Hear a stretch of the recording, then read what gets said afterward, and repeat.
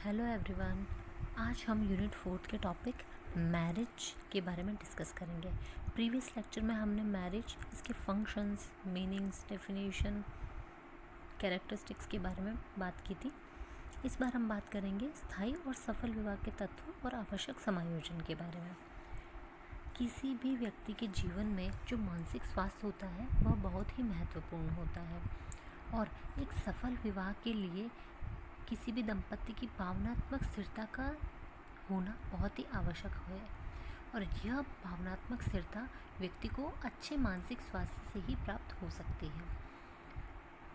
जो विवाह है उसमें पुरुष और महिला दोनों को एक दूसरे से संतुष्ट होना पड़ता है और एक दूसरे के प्रति सामंजस्य बना करके रखना होता है। कई बार हम देखते हैं कि कई लोगों के बीच में, कई दंपतियों के रिश्ते में या वैवाहिक जीवन में असंतुष्टि, दुखी या एक दूसरे से अनअफेक्ट होना वो फील कर सकते हैं, सेटिस्फाई नहीं होते हैं। तो इसकी वजह से स्थितियाँ बिगड़ सकती हैं और कई बार वे आपस में डिसाइड नहीं कर पाते हैं कि दोनों में से गलत कौन है। ऐसे कई सारे कारक हैं जो एक अच्छे विवाह या अच्छे रिश्ते के लिए योगदान करते हैं, जैसे कि एक दूसरे के प्रति प्रेम होना, प्रतिबद्धता होना, एक दूसरे के प्रति विश्वास होना, एक दूसरे को समय देना, परिवार को समय देना, एक दूसरे पर ध्यान देना, अपनी बात को रखना, अगले की बात को सुनना और परिवार की नीड्स को सुनना, अपनी भागीदारी देना अपने परिवार के प्रति और अपने रिश्तों के प्रति, सहिष्णु होना, धैर्य रखना, ओपन होना कि ओपन होकर के हमारे मन में जो भी बात है हम कह सकें, रिश्तों के प्रति ईमानदारी रखना,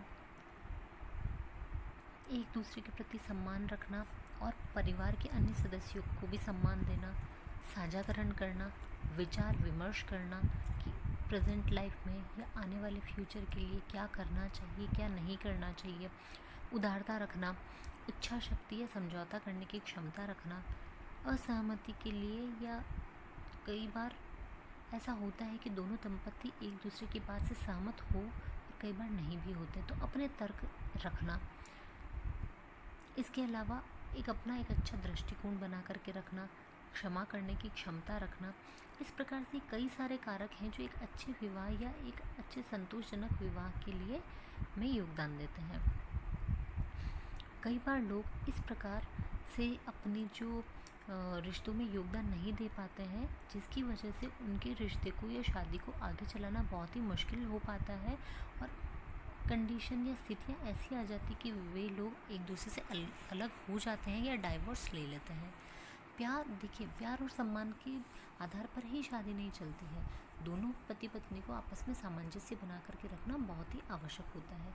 इसके लिए कई सारे ऐसे कार्य हैं या ऐसे बहुत सारी कीज़ हैं जिनके थ्रू एक शादी को, एक मैरिज को सक्सेसफुल बनाया जा सकता है। इसी के बारे में हम डिस्कस करेंगे। सबसे पहला है स्पष्ट रूप से और अक्सर संवाद करना चाहिए, अर्थात कम्युनिकेशन करना चाहिए। दंपति को आपस में एक दूसरे से सदैव बात करनी चाहिए, हमेशा कम्युनिकेशन बनाए रखना चाहिए, अपना कम्युनिकेशन कभी भी नहीं तोड़ना चाहिए। अगर हमें किसी रिश्ते को या मैरिज को सक्सेसफुल बनाना चाहते हैं तो उसके लिए तो कम्युनिकेशन बहुत ही इम्पॉर्टेंट है। हमेशा अपनी ईमानदारी रखें कि और बात करते समय ध्यान रखें कि आपका जो नेचर है या आपका जो कम्युनिकेशन में काइंडनेस हो और एक दूसरे के प्रति रेस्पेक्ट हो। रेस्पेक्ट होना भी बहुत इम्पॉर्टेंट है। हमेशा इस चीज़ का ध्यान रखें कि यदि आप चाहते हैं कि आपकी बात को कोई अगला व्यक्ति अच्छे से सुने तो उसके लिए सामने वाले व्यक्ति को भी एक अच्छा श्रोता बनना बहुत ज़रूरी होता है और अगले की बात को अच्छे तरीके से सुनना भी बहुत ज़रूरी है, क्योंकि जिस प्रकार से एक व्यक्ति दूसरे व्यक्ति से अपने नीड्स को फुलफ़िल होना चाहता है, उसी प्रकार से अगले व्यक्ति की भी कुछ आवश्यकताएं होती है और वह भी चाहता है कि आप उसकी बात को अच्छे से सुनें। सदैव ओपन रहना चाहिए, अर्थात अपने विचारों में खुलापन रखना चाहिए। ऐसा नहीं है कि जो कम्युनिकेशन है ओपन कम्युनिकेशन होना चाहिए। ज़रूरी नहीं कि आप हमेशा सिर्फ घर के लिए अपने किसी बच्चों के बारे में या अपनी किसी भी वस्तु के बारे में, बिल्स के बारे में, एक्सपेंसेस के बारे में ही हम बात करें। कुछ और नए टॉपिक्स भी हो सकते हैं जिनके ऊपर आपको बात करनी चाहिए। एक दूसरे की भावनाओं को, विचारों को साझा करना चाहिए। जब इस प्रकार से कम्युनिकेशन प्रॉपर बना हुआ रहता है तो रिश्तों में मजबूती आती है। सेकंड है, आपको अपने जीवन साथी को बताना है कि आप उनके प्रति कितने आभारी हैं कि वो आपके जीवन का एक हिस्सा है। अर्थात जब दो दंपत्ति एक दूसरे के साथ अपना जीवन गुजारते हैं तो दोनों एक दूसरे के लिए काम आते हैं। अर्थात दोनों एक दूसरे को मदद करते हैं। स्त्री पुरुष को करती है एवं पुरुष स्त्री को मदद करता है।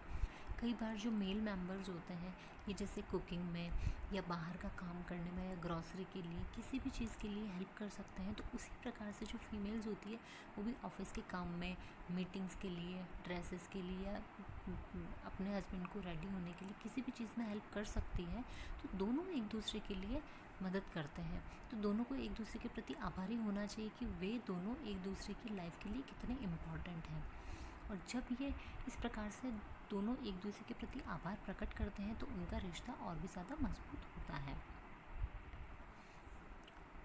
नेक्स्ट है, दोनों दंपत्ति को अपने लिए समय निकालना चाहिए।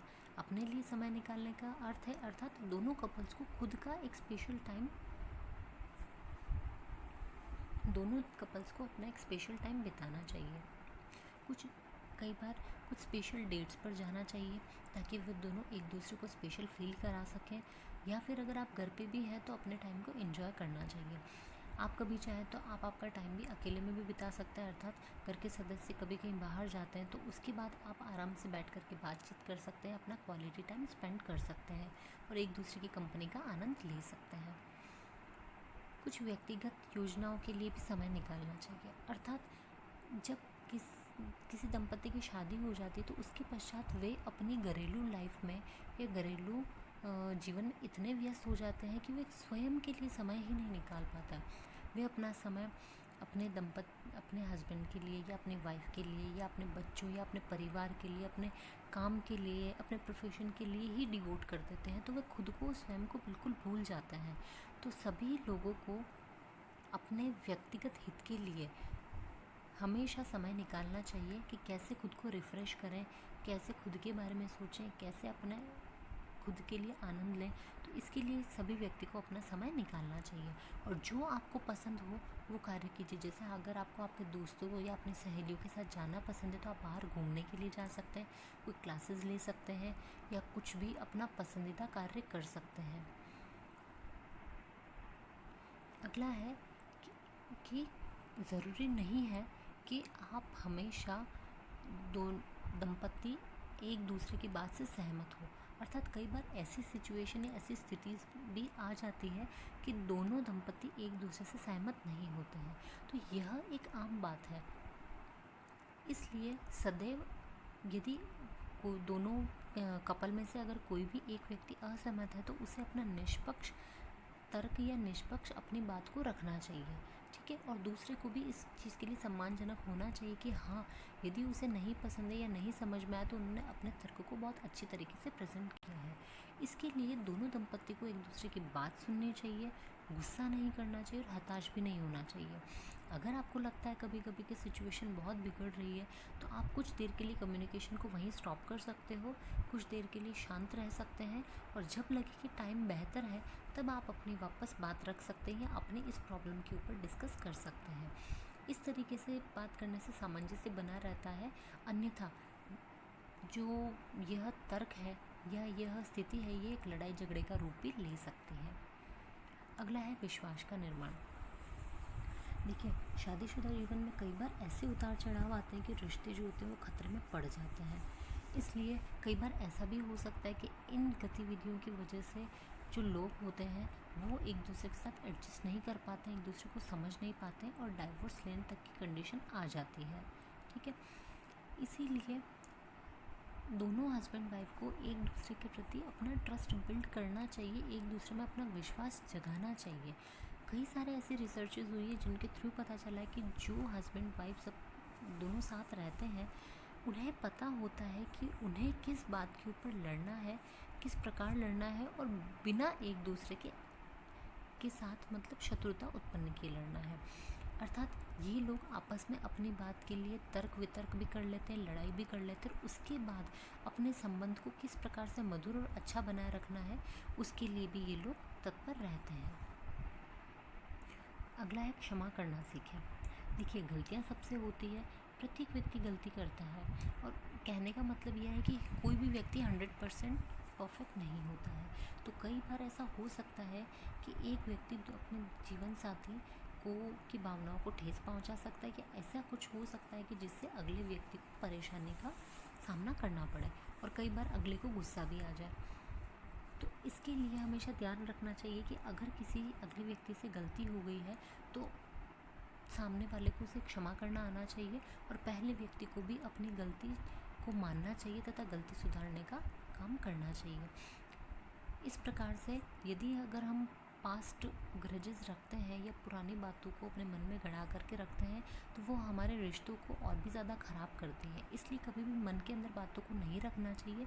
जो भी बात होती है उसे ओपन होकर के, खुल करके अपने हस्बैंड या अपनी वाइफ के सामने रखना चाहिए। इस प्रकार जीवन साथी अगर आपस में इस प्रकार का सामंजस्य बना कर के चलते हैं तो वे स्वयं के जीवन के लिए, परिवार के लिए और अपने समाज के लिए, अपने बच्चों के लिए एक अच्छा उदाहरण भी पेश करते हैं, और साथ ही साथ अपना जीवन भी अच्छी प्रकार से निर्वाह करते हैं। इसी के साथ हमारा ये लेक्चर ख़त्म होता है। Thank you.